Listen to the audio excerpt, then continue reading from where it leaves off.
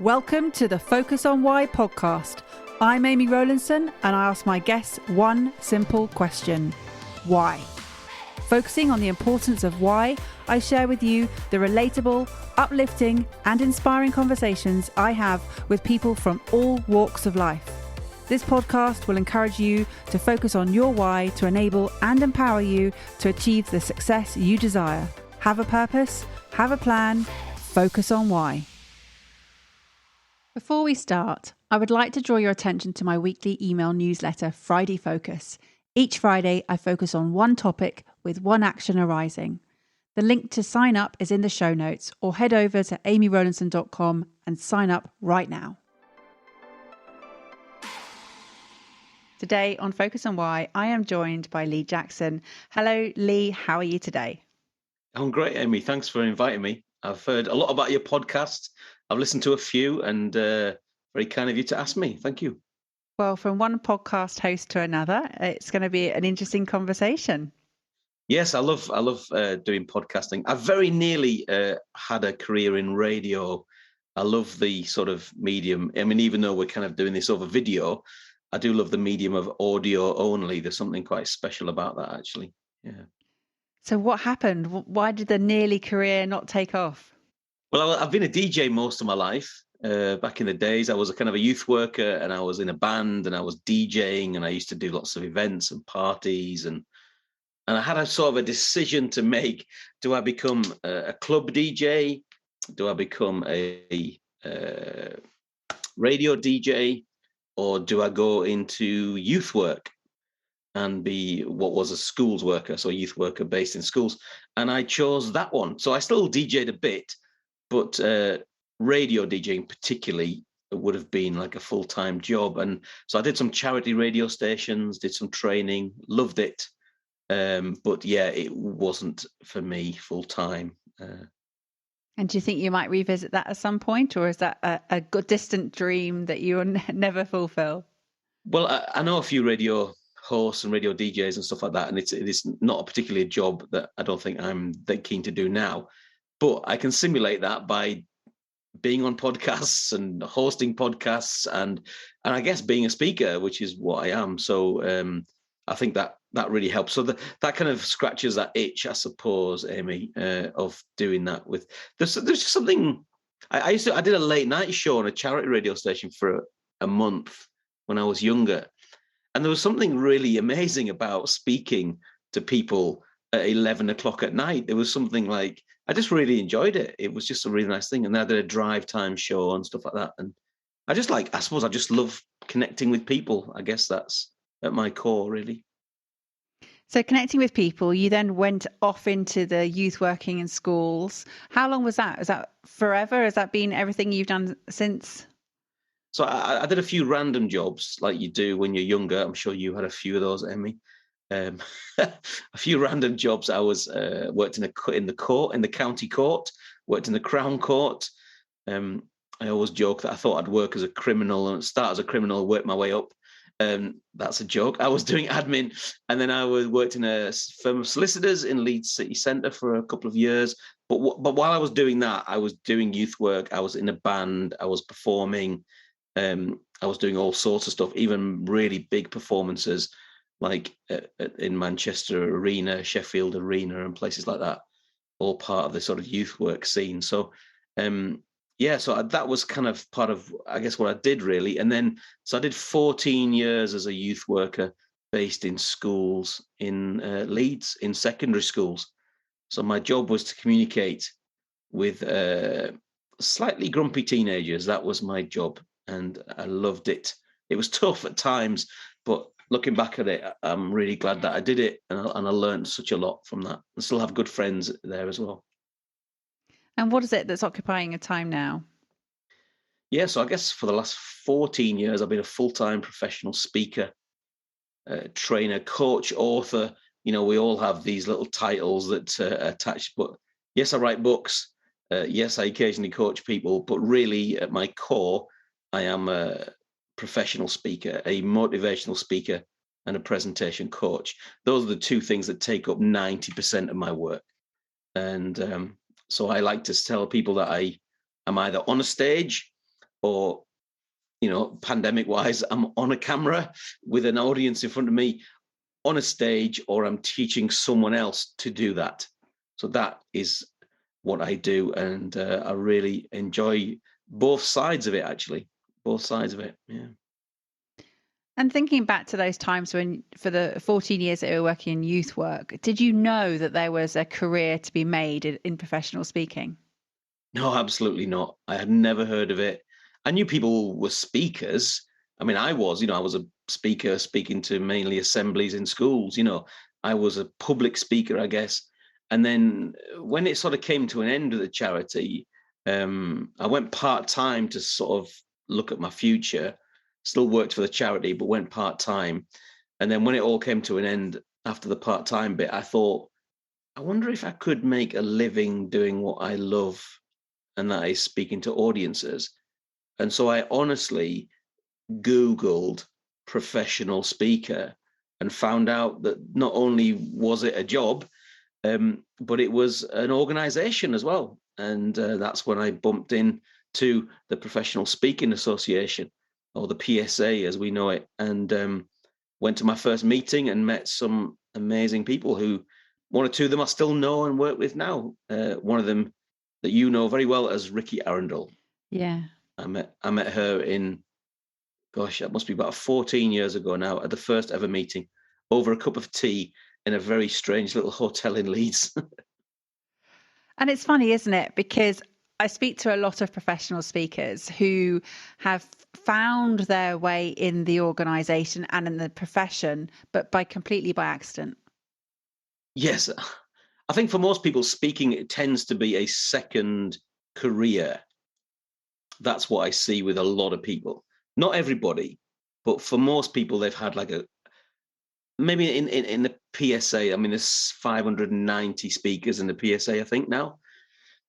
I think maybe 80% of them were probably in a corporate job of some sort, and then they became a speaker, often on that expertise or related to that expertise. And then other people have just started their businesses. Maybe they're coaches, and they have a business model which is speaking to coach. So they go to business events and speak in order to get coaching clients. But I definitely would call myself a speaker who occasionally coaches and does training, rather than a trainer who speaks or a coach who trains. Or it gets quite complicated, but I'm definitely good, I think, Amy, with I'm definitely good with big numbers, big groups, and I specialize in slightly reluctant audiences, I would say. So from grumpy teenagers to reluctant audiences, where does the motivation for you come from? For me, oh wow. Yeah, I knew you were going to ask these deep questions today, Amy. I knew it. Well, motivation is something that I study and something that I'm fascinated by. And motivation is a really complex thing. If anyone can just tell you it in one sentence, I don't think that that's particularly accurate. So it comes from my background, comes from my values, comes from my beliefs, comes from my faith that I have. My upbringing, my wife. It comes from all sorts of different things. But I think fundamentally, if you were to really scratch the surface, I think fundamentally I like to help people. And that's why I speak. And to give you the sort of opposite of that, one of the most difficult things I think in my life, apart from all the, I'm not talking about tragedies and everything else, in the day-to-day of life, I think one of the things that I find the most difficult is when someone needs help and they won't receive it, or they can't get it. Because I'm very pragmatic, I'm very practical, I'm very down to earth. I love to share. It's like anything I've learned, I love to share that. And sometimes you see friends posting stuff on Facebook or something, and you just think, oh, wow, you really need some help. But you also get the impression that they are not very open to help, or they just don't know where to go for help. And I think, yeah, that's often a real frustration for me. So maybe my why is, if you want, the branded why is I help people to get good That's the branded why. My brand is get good. And get good has two meanings. It's about getting good at things, and it's about getting good as a person, I think. So I help people to be better humans. I help them to be more motivated at work, better presenters. And occasionally, like the day after tomorrow, I'm going back into a school and I'm helping 15-year-olds pass their exams, because I've written some books about that in the past. And schools still contact me, and I still go into schools occasionally and do that. Business audiences are very easy in comparison to Monday morning a school assembly for 1 hour with 15-year-olds. I do that just to keep myself on the ball, I think, a bit. And you said that was your branded why, but you were just about to say something about the frustration piece that might be a more of an informal. So my branded why is I help people to get good. My other why is that I love to help people. I love learning. I'm learning all the time. Not a particularly good reader, by the way. That could be a whole podcast in itself. I do read, and I can read, but actually I find that I learn in different ways, and podcasts actually are one ways that I learn, yours included, where I will, listen to something about a subject, learn about it, go deeper. Yeah, so it's not just about learning about books, but but the non-branded why is I love people and I want to help them in all walks of life, I suppose. And you said you took some time out before you were going to become a speaker to look at your future. What were your reflective processes when you were taking that time out? Well, I had a very understanding wife, and we agreed as a couple. I mean, I have kids, so the kids were quite young at that stage, and we agreed to just earn a bit less money. I mean, youth workers wasn't earning. I'm not earning corporate bucks in those days anyway. So money's never been a motivator, interestingly, for me particularly. I earn money. I find it useful. I enjoy it. Because it puts a roof over my head, but it's not a motivator for me. It's just an essential. And I think we just agreed to let's live on a bit less money. And my wife Claire was amazing and just was like she wanted me to be the best, to find the best thing for me. Because there was when I left this charity, which I won't name, but when I left this charity, there was a bit of hurt there. It wasn't the best leaving, shall we say, possible. There was some stuff that didn't really help. So I guess I was kind of dealing with that. This was a charity that I'd founded myself. And then, I was on my way out and was kind of asked to leave a bit quicker than I was expecting, should we say.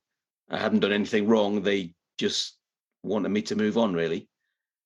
And that was there was a lot of stuff in that. And so I processed that and literally thought, could I make a living doing what I think I'm pretty good at, or what people validate me? And I'm sure you've talked about validation a lot in your dozens and dozens of podcasts, but it's when people validate what you do, should be a really red flag to you.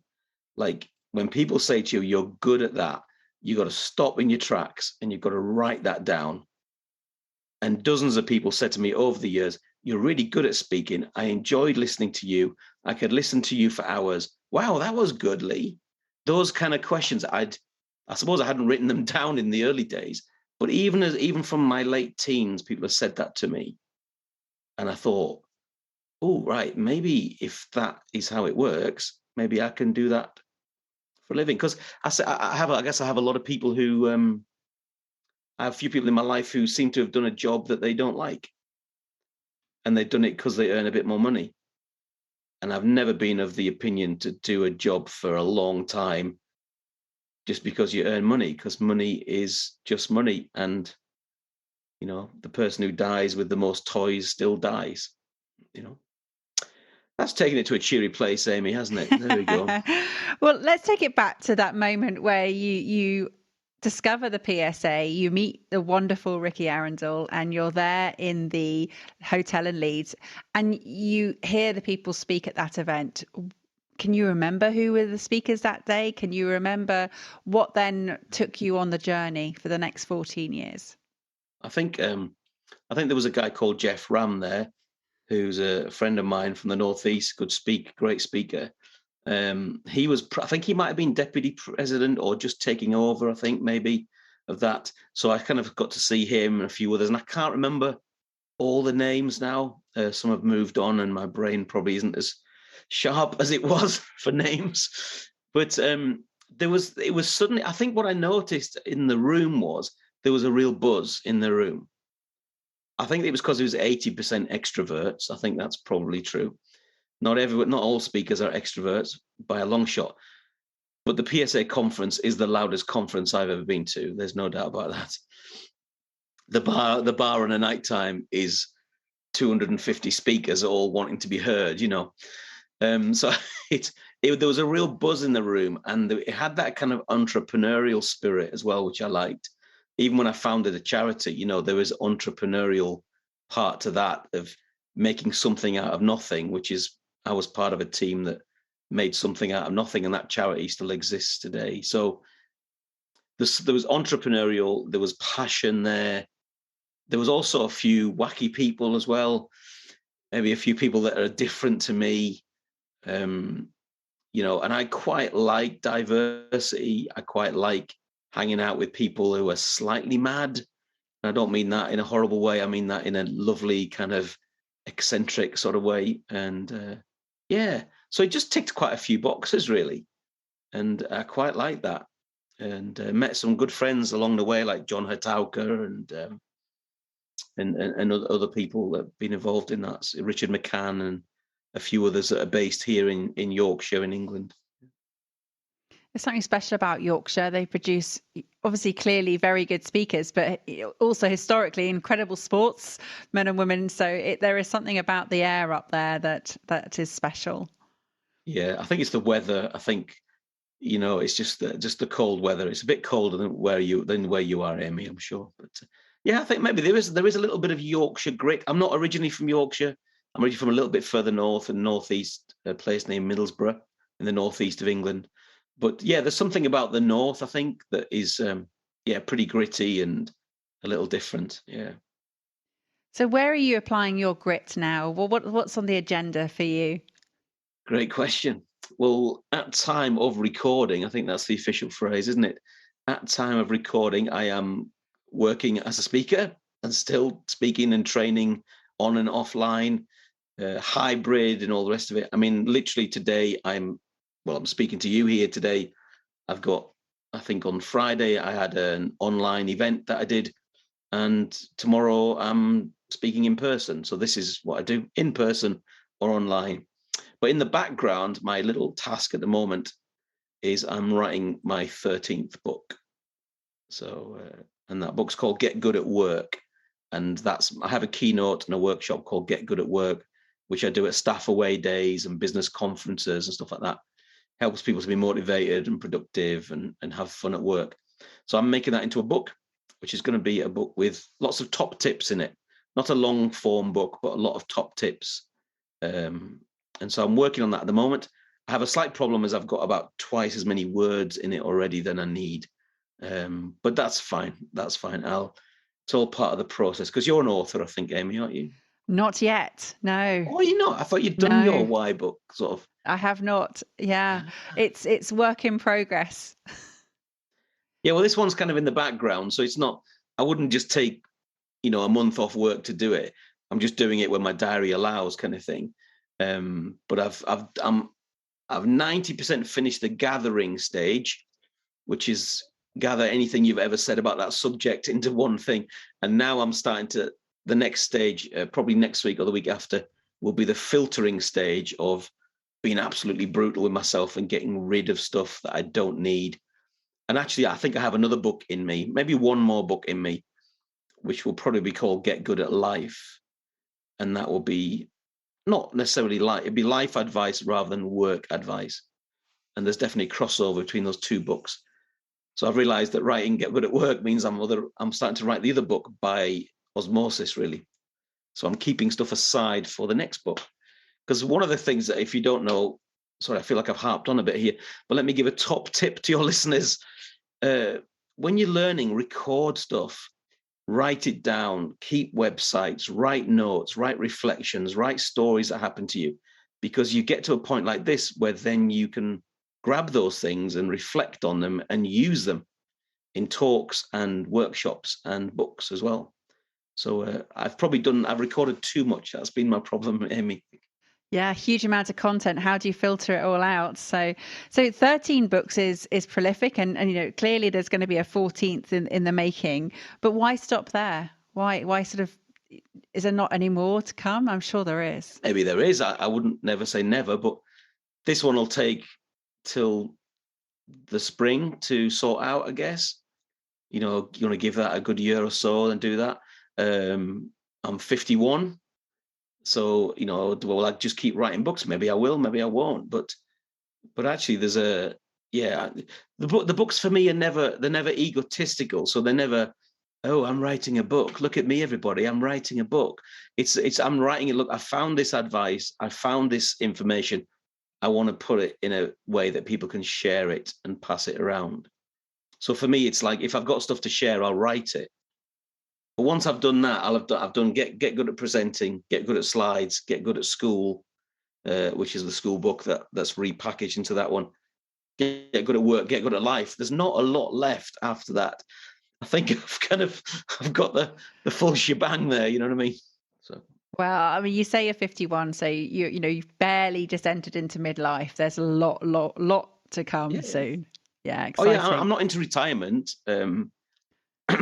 My dad was a vicar, and we used to have lots of discussions when he was kind of my age. I guess we would discuss things, and he always used to say to me, he says, what you need to understand, Lee, is that retirement is not biblical. He would tell me, he says, I've looked at it and it's not in the Bible.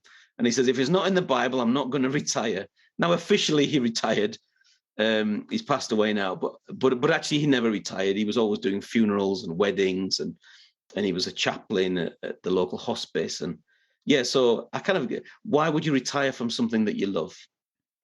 Yeah, I mean, retirement was created purely so that they could replace factory workers. It was an industrial revolution that they needed to have people who are younger and more skilled. And so they created the whole scheme. And that's where people then have adopted it. But absolutely, why would you retire from something you love?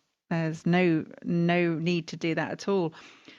Tell me more about, we were talking about the motivation being a complex thing, and that there were so many different layers involved. You talked about your background, your values, your beliefs, your faith, and your upbringing, and your partner as well.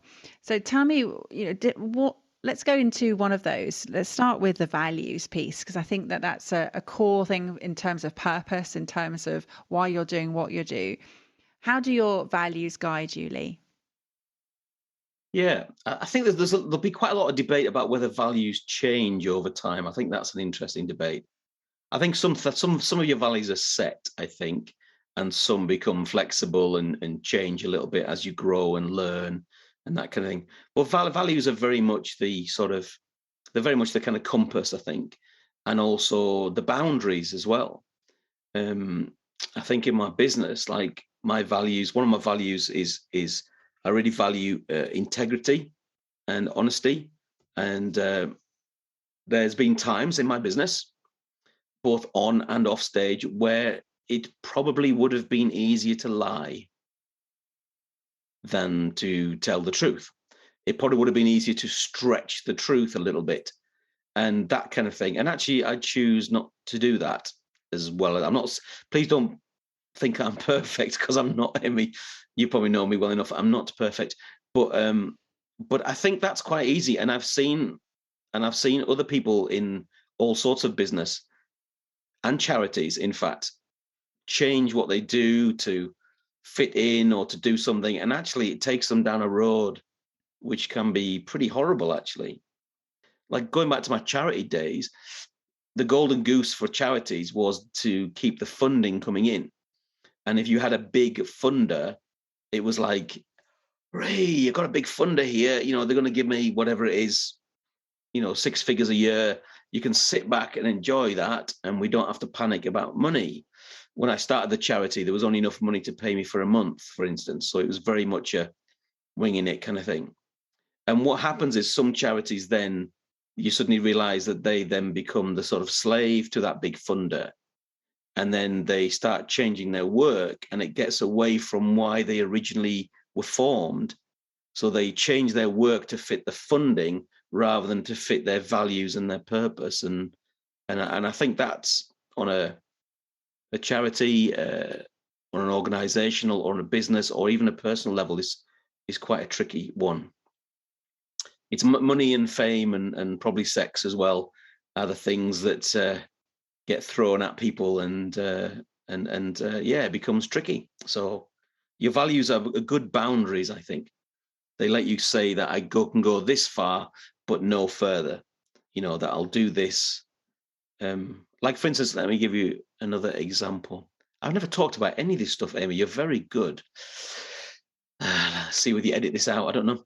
Give me another example. I've met a lot of speakers and a lot of business people, but I would choose very carefully who I went into business with.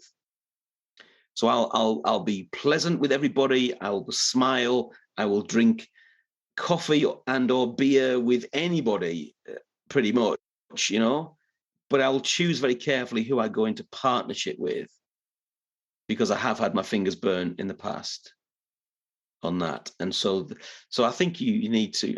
I love the expression to be, and I think it's a biblical expression, in fact, to be as wise as a serpent and as gentle as a dove, I think is a nice phrase. So wisdom is important, It's very underrated today. People love knowledge, which is the accumulation of knowledge, but they don't value wisdom as much. And I can accumulate knowledge extremely quickly. I could put all of your podcasts. How many have you got? Over 100 episodes now, Amy, isn't it? 240 at the time of recording. Gosh, I can't even keep up 200, right? So I could literally put on 200 and odd episodes of yours. I could put them at 4 times the speed, and I could assimilate that knowledge very quickly. But unless I use some of that knowledge with wisdom, there is no point. So I think wisdom is another value of mine, and something that I strive to continue to do. Sometimes me for wisdom is keeping your mouth shut. Sometimes it's choosing people very carefully, and having people around you that you can talk to. And that, in most interviews I do, I talk about this a lot, and that is to have people in your life who love you and want the best for you, but can tell you no, or can tell you, are you sure that's a good thing, Lee? So I have some accountable relationships in my life, which is extremely unfashionable, but extremely helpful, in my opinion. Unfashionable in what sense? I don't think people like accountability, and I don't think people like to be held to account. Or people, I think I heard the expression, people love the idea of accountability until they are held to account. So you choose wisely who your people are to do that. And in the sense where they have challenged you and there's maybe those awkward moments, what next? Well, they don't go anywhere. They're friends of mine, and they stick with me, and they've been through some difficult times with me over the years. So in that group, there's 2 or 3 of my very good friends that have been with me for a long time. I also have a mastermind group, which is a business accountability group, but that's very much about business. I have a personal accountability group, which meets every 4 to 8 weeks, online or in person. We ask. Yeah, and so they're with me. So they'll say, "Are you sure you want to do that, Lee?" Or they usually just let me talk it out, because they know me really well. They know that I'm a speaker, and they know that I'm not totally extrovert, but I'm quite extrovert at times. So actually, I work out stuff by speaking it out to them. and they will reflect back and listen. And so one of the guys is really quiet. He's a community worker in Leeds, and he's a super quiet guy, and he listens. He says quite a lot, listens, and comes up with wisdom. The other guy is runs a big church in the Midlands, so he's a leader and is involved in that stuff. And he was a youth worker as well when I knew him. In fact, we were all three of us were youth workers. And I also have a friend who occasionally joins us as well, and he's a dentist. So we really have a mixed bag of people, and they're just good friends, good laughs, and occasional nudges and kicks that help me. And it's interesting you said that you meet up every sort of 4 to 8 weeks, because that's quite a lot of time for things to happen, to move on. So when you get to those meetings, there will be lots of things that you've had to hold yourself accountable to or for in between these sessions. So when you turn up, do you hold on to things that you've been waiting for just for this session, or do you and then talk it out in that space, or do you have a practice in between? So we have a WhatsApp group, and we text each other. I'm very careful how many WhatsApp groups I go into, but we have a WhatsApp group, and we'll contact each other, and we'll say things like, "Crazy week this week, guys," or "This is happening. It's a bit mad," and we'll often just ring each other in between. But the meetings are more like sharing together, and then we just do a big catch up. But the key to that group, and maybe this is probably in the Get Good at Life book, that book that I will write eventually. The key to that is that we get to each other to we ask difficult questions, and we have given permission for that person to ask us difficult questions. And I think that it's the permissioning, I think, Amy, is the key. We have talked, I think, a few times about speakers in the PSA and out of the PSA who give unsolicited feedback, who will just randomly see a speaker and then walk up to them and go, "Can I tell you 3 things that was wrong with that, please?" Which is a nightmare scenario, and it's a horrible thing because you have not gained permission to do that. So I think the key is get permission from people. So these 2 or 3 these sort of 3 guys in my life, they have permission to ask me questions, which I won't go into now, but they're questions that they get permission to ask me, and no one else asks me those kind of questions, really. And would you put this practice into a mental health field? Would you say that this is helping you with your mental health? Yes, partially. I think it's a resilience thing. I think it's about purpose, resilience, and maybe low-level mental health as well, and also integrity as well. So, like, I'll tell you one of the questions. I don't want to major on this because I don't want to overtake your podcast. But one of the questions that they ask is, because we're all married, and one of the questions that we ask is, how's your relationship with your wife? Which is not a question that a lot of blokes ask each other. Let's face it, Amy.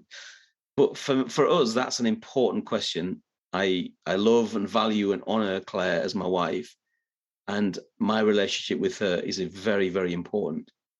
And so I want to make sure that I'm doing that, because marriage or being in a long-term relationship requires work, and I have to still work on it because I'm still a bit of a plonker, because I am male and a bit of an idiot sometimes. And I probably try to give her solutions to things when she just needs me to listen, for instance.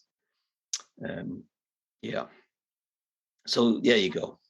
And it comes right back to that frustration that you feel when you see someone who needs help and won't receive it or can't get it, and you're desperate to help, and that's the sort of automatic mode that you slip into, partly because of your experience in your work, but also just because of how you just want to help people. It's just who you are.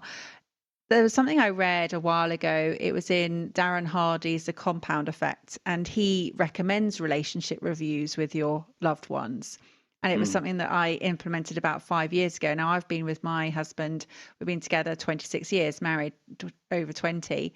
And we do that. It's a practice every week just to check in with one another, because we have very independent ways of living, and yet, we are incredibly involved in a relationship as well. And we've got two not grown up children, but they're late teens. And Yeah. I think it's a fundamental question to ask, how's your relationship with your partner going? Because it is such a fundamental part of who you are. And then you talked about boundaries earlier, about having the boundaries between work and life, and they do get blurred. You can't avoid that sometimes. So maybe there's get good at marriage on the cards here. I'd have to ask my wife about that. We do. I did write some men's books, and used to do a lot. Well, I used to do a lot of talks at men's conferences a while ago. Those things do exist. Believe it or not, there's a lot more women's conferences, but there is some men's conferences. I used to, and we used to ask those kind of questions, and we have written a little bit about that. I've written about that over the years, I guess. But yeah, maybe that is a thing. Gosh, I don't know about that.